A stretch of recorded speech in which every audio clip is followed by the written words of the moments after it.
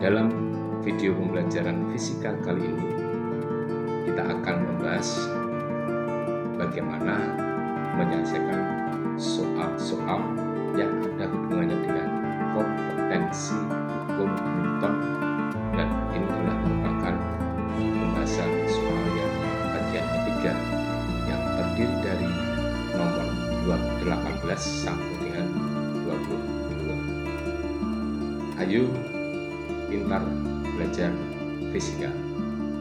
Go. Soal nomor 18.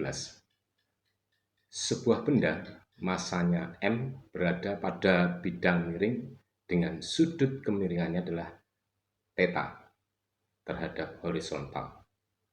Jika percepatan gravitasi adalah G, maka percepatan benda titik-titik A, mg, B, mg sin theta, C, G, D, G sin theta, dan E, G cos theta. Perhatikan gambar bidang miring yang di atasnya ada benda bermasa M dengan sudut kemiringannya adalah theta. Benda tersebut memiliki berat benda sebesar mg. Kita lukiskan, kemudian benda meluncur karena mg sin theta.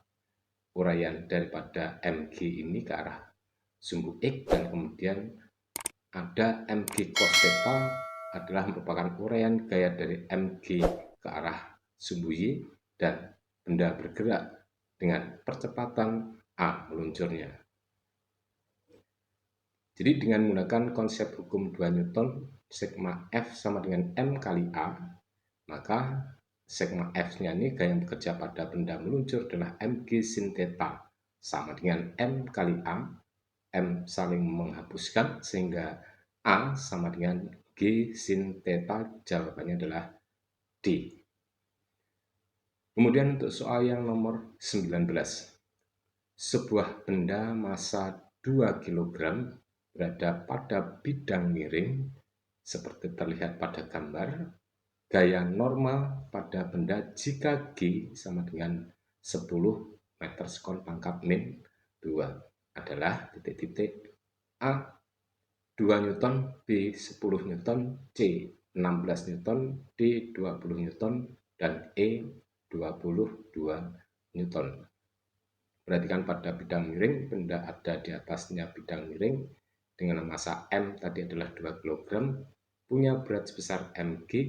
Dia akan meluncur dengan mg sin theta, dan bidang memberikan gaya normal menuju arah benda sebesar n, dan mg jika diuraikan ke arah sumbu Z akan menghasilkan mg cos theta. Benda M bergerak meluncur ke bawah dengan percepatan A, dan sudut kemiringannya adalah 60 derajat. Maka berdasarkan hukum 1 Newton, sigma F sama dengan 0, benda diam terhadap vertikalnya, berarti N min mg cos theta sama dengan 0. Maka N sama dengan mg cos theta.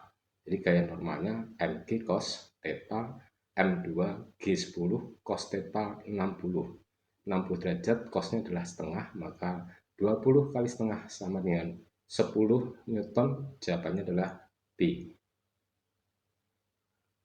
Soal 20. Dari gambar berikut, balok A mempunyai massa 2 kg dan balok B 1 kg.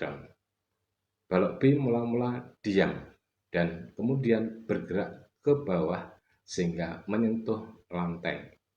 Bila G sama dengan 10 meter sekon pangkat min 2, nilai tegangan tali T-nya adalah titik A 20 Newton, B 10 Newton, C 6,7 Newton, D 3,3 Newton, E 1,7 Newton. Perhatikan gambar yang ada benda A dan benda B dihubungkan tali dan katrol, talinya menjadi tegang, dan jarak antara benda B dengan lantai adalah 20 cm. Dan untuk B punya berat benda sebesar WB, dan kemudian akan bergerak dengan percepatan ke bawah sebesar A, dan untuk A akan mengalami percepatan gerak arahnya ke kanan sebesar A, dan percepatan sistem ini adalah sama besarnya. Tegangan talinya juga sama besarnya. Berdasarkan hukum 2 Newton, sigma F sama dengan M kali A. Nah, gaya yang bekerja pada benda B itu ada WB beratnya untuk menarik A dan B. Sehingga WB sama dengan MA plus MB kali A sama dengan WB per MA plus MB, BB-nya adalah MB kali G, menjadi MB kali G per MA plus MB. Sama dengan 1 kali 10 dibagi 2 ditambah 1 sama dengan 10 bagi 3, 3,3 meter sekon pangkat min 2. Itu adalah besarnya percepatan pada sistem tersebut. Dengan tetap meninjau pada benda B, WB min T, B menarik ditahan oleh T sama dengan MB kali A. Maka T sama dengan MB kali G min MB kali A. Sama dengan 1 kali 10 dikurangi 1 kali 3,3, hasilnya 6,7 Newton. Jawabannya adalah C.